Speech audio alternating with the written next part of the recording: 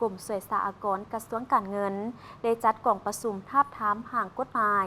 ว่าด้วยอากรรายได้ฉบับปรับปรุงในวันที่ 3 มีนาคม 2025กลุ่มสวยสหกรณ์กระทรวงการเงินได้จัดกล่องประชุมทาบทามห่างกฎหมายว่าด้วยอากรรายได้ฉบับปรับปรุง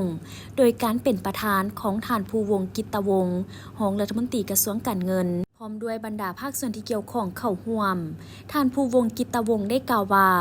กล่องประชุมในครั้งนี้แม่นเพื่อทาบทามและรับฟังคำคิดคำเห็นทั้งภาครัฐและภาคเอกชนต่อเนื้อในห่างกฎหมายว่าด้วยอากรรายได้ฉบับปรับปรุงเพื่อให้มีเนื้อในครบถ้วนสมบูรณ์และสามารถนำไปจัดตั้งปฏิบัติได้ในต่อหน้าอากรรายได้แม่นพันธะเป็นเงินที่เก็บจากบุคคลนิติบุคคลและการจัดตั้งที่มีรายรับหรือมีรายได้แม่นอากรที่เก็บโดยกงจากผู้ที่มีรายได้และถือเก็บนำวิสาหกิจและเก็บนำบุคคลทั่วไปอากรรายได้บ่แม่นเก็บนำเพียงแต่คนลาวเท่านั้นยังถูกจัดเก็บจากบรรดาคนต่างประเทศคนต่างดาวคนบ่มีสัญชาติและบรรดานิติบุคคลที่บ่มีภูมิลำเนาบ่ได้สร้างตั้งวิสาหกิจตามกฎหมายของสาธารณรัฐประชาธิปไตยประชาชนลาวแต่เคลื่อนไหวมีรายรับหรือมีรายได้อยู่ในดินแดนของประเทศก็ล้วนแต่ต้องเสียอากรรายได้อยู่สาธารณรัฐประชาธิปไตยประชาชนลาวผ่านการจัดตั้งปฏิบัติกฎหมายดังกล่าวเป็นระยะเวลาเกือบ6 ปีแล้วเห็นว่ามีความจำเป็นต้องได้มีการปรับปรุงบางเงื่อนไขของเขตกฎหมายเพื่อให้แทดเหมาะกับสภาพการขยายตัวของเศรษฐกิจสังคมที่ได้มีการเปลี่ยนแปลงไปอย่างไววา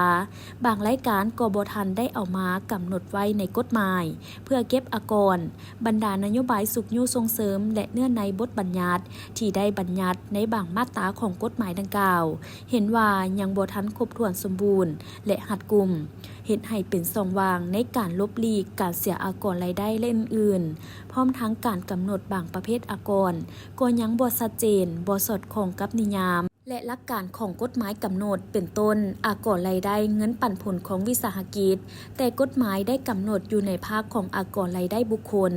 ฉะนั้นเพื่อปรับปรุงกฎหมายดังกล่าวให้สอดคล้องกับการปฏิบัติเวียกงานตัวจริงในปัจจุบันต่างหน้าจากภาคส่วนต่างๆทางภาครัฐและผู้ประกอบการต้องได้สุ่มใส่ประกอบคำคิดคำเห็นโดยยกปัญหาความเป็นจริงที่เกิดขึ้น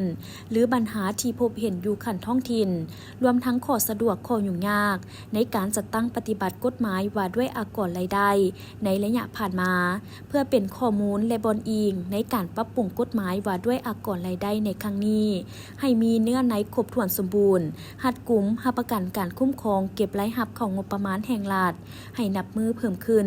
แนะใส่แก้ไขความยุ่งยากทางด้านเศรษฐกิจการเงินให้มีผลสำเร็จตามคาดหมาย